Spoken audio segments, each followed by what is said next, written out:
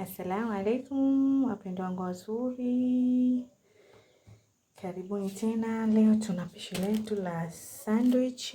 Hapa tuna mboga zetu ambazo ni vitunguu maji, kuna nyanya hizi ambazo ni tungule, kuna hoho, karoti, mayai, kuna dania. Hapa tuna nyama yetu ambayo tumeshaichemsha tayari.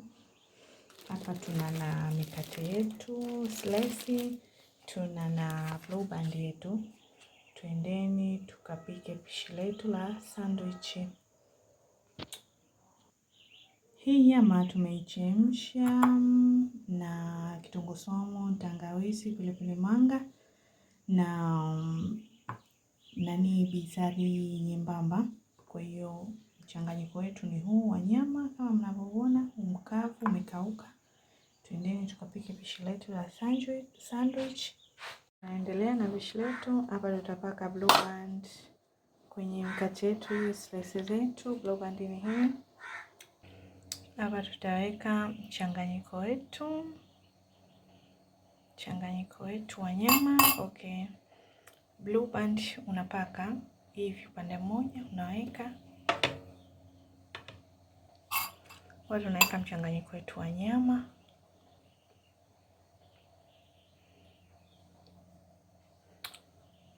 Utaweka kadri ya vile upendavyo kulingana na slices zako. Ukimaliza kupanga mboga zako kama hivi katika mkate wetu, ukiwa chini umeweka nyama, mboga zetu ambazo ni hizi. Then unachukua mkate wako unafunikia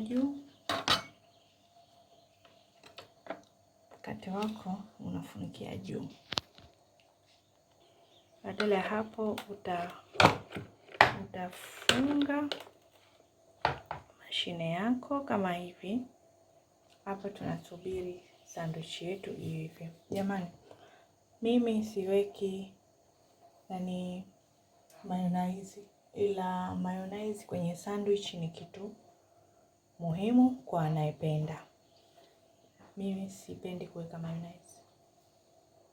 Kiwaka taa nyekundu kama hivyo, tunaangalia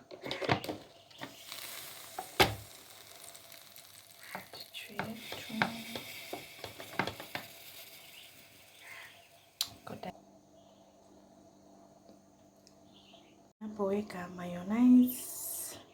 Kama wewe sandwich zako unataka kuweka mayonnaise, unavyofikia hatua hii lazima hapa unaweka mayonnaise.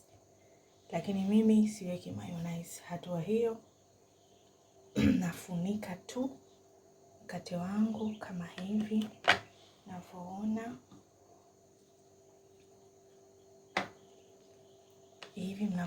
Then nabana mashine yangu.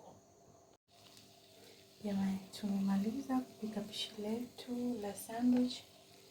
Hii ni hatua ya mwisho. Hii sandwich unaweza kutoelea na chutney.